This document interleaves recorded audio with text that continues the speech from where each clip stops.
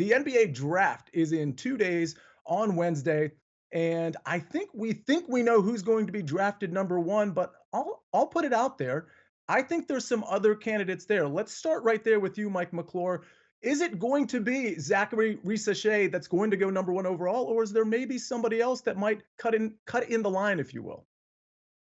I think it is here. See, I like Riza Shea number one overall. When you look at where Atlanta is, I think I'm pretty confident they're going to take this pick. I think that there's someone who wants the little bit of a safer option. When I look at some of the others, I view them as options that have maybe more upside at some point. I don't think Riza Shea is going to be someone that's really ever going to be a number one, at least in the next 3 to 5 years. I think that he could come in though and be a number three on that kind of a team on day one. He is a pretty solid shooter from the perimeter and mid range. He's got the size. He can play defense. I think he's going to be a perfect fit here, in my opinion. I like Sar. I like his upside a lot, especially on the defensive side. But the fact that he was not wanting to go work out here, I personally like Riza Shea here. I think that he is the pick, number one overall. Yeah, prop stars. It's interesting because Sarr probably should be the number 1 pick, but like Mike McClure said, it looks like he's trying to avoid Atlanta and end up in Washington. I kind of think that's where he will end up. It looks like you're nodding your head in agreement. Where is the number 1 pick? Is it Risa Shea after all? It's a fascinating topic, Sia, and I believe it's a fluid topic. As of right now, I believe Mhm. Risa Shea would go first overall, but this could change. This could change tomorrow. This could change the day of the draft as well. I don't think anything is set in stone. I think there's a lot of uncertainty. But if we look at Risa Shea, I think he's a great fit for Atlanta. I think he's a great fit for any team that has a primary scoring option. He is a quintessential 3 and D player. He projects to be one. Emphasis on the defense. I think he has tremendous defensive upside. He also possesses three key qualities: youth, upside, and length. And that is what NBA teams are really looking to acquire there. So if you already have a primary scorer, which we know Atlanta does, with Trey Young, I really think that Risa Shea is a great fit into that offense and defense. Just his ability to make an impact on both ends of the floor. So yeah, I think the situation again is fluid as of right now. Though I do believe that Reese Shea, based on his workouts and based off of reading the tea leaves, right now would be the number one overall pick. Yeah, prop stars. I agree with you that it's fluid, and I think it's fluid for a couple of different reasons. I think Atlanta probably I don't want to say they want to trade out of the pick, but I think they would be open to trading out of the pick. The problem is getting suitors on the other end to actually, trade with them and get the requisite value. I'll say this. I think Reese Shea is a great prospect. I think his ceiling is probably as high or higher than anybody else in the draft. But I think Donovan Clingan is really interesting. I've seen his odds kind of narrow a little bit from plus 400 to plus 300 to now plus 230.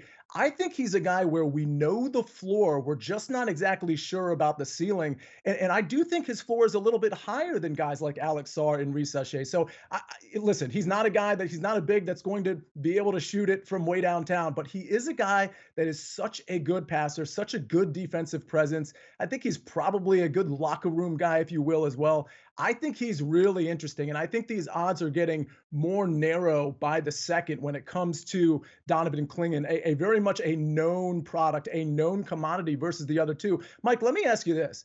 When it comes to the top pick, is it truly between these three guys, or is there somebody else that you think enters the conversation? I personally think it's between these three guys here. See, I mean, look, it is very possible there is some talent down the board a little further, but for me, it is between these three guys. And I think the interesting one is Sar. I think he's definitely going to Washington at this point.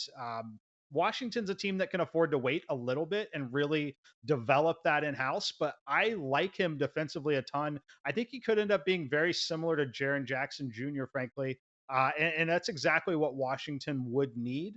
But I do think it is between these three at the top.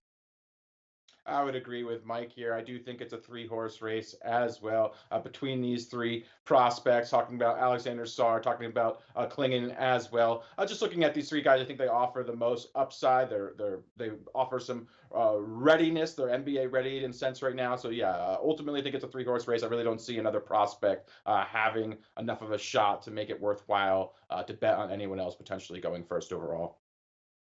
All right, well, let's stick with some prospects, but maybe further down the board, at least a little bit. Let's talk about a long shot pick. Maybe not a long shot player in the sense that I'm talking long shot, like where the odds are maybe a little bit better than minus 240 or even plus 230 in Donovan Klingon's case to go number one. Mike, I'm going to start with you. How about a long shot pick for Wednesday's NBA draft?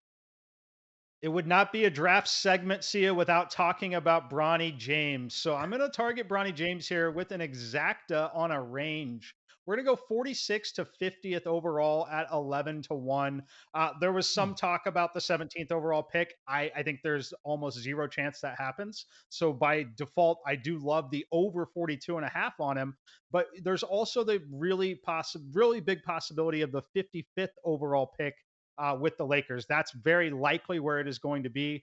But at 11 to 1, I think that we could see some movement. Someone may be wanting to swoop in and steal there. We could see a trade that gives the Lakers just a little bit different opportunity as well to run up and grab him. I just don't think the price point is reflective here because I think there's being still too much weight being given to that 17th overall pick that I think is definitely not going to be LeBron James Jr.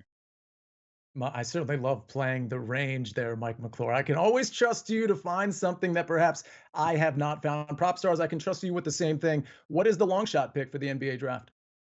Yeah, I'm going to pinpoint one of my favorite prospects in this draft, Sia. That's Stephon Castle. I like his chances of going sixth overall, particularly if you get it around plus 350 or plus 400 here. If I look at Stephon Castle, I'm looking at one of the few guys that I can see translating immediately to the NBA. And I'm very confident that Castle would be able to play meaningful minutes in a playoff rotation as ready or as early as his rookie season. That's a very valuable skill set and not something you can say about very many prospects in a draft that contains as much uncertainty as this one. If you look at Castle as a prospect and break down his upside, a lot of it hinges on his three-point shot. If he develops a reliable three-point jump shot, he is going to be an all-star player. I am very confident at that. If we look at his defensive prowess, his size, if he doesn't develop a three-point shot, I do still believe he will be a plus rotational player. It reminds me a lot of Jalen Suggs or Bruce Brown. Defensive-minded guards that have the ability to guard multiple positions. They can be secondary playmakers as well. And again, doesn't have the three-point shooting yet, but he's still only 19 years old. Obviously played on UConn, so has some winning DNA intangibles you look for. But I love him as a prospect, and I love his chances of going to Charlotte here. I think he's a tremendous fit as well. He doesn't need the ball in order to be successful, which pairs very well with a guard who's ball dominant, like a LaMelo Ball, for instance. And I think six is ultimately his floor. I think if he lands at six, Charlotte is very likely to take him. And if they don't, a team will trade up for him at six. So I don't see him falling past six. I think the most likely range is between 4 and 6. So I do think we're getting good value at 4 to 1 at Stephon Castle going sixth overall.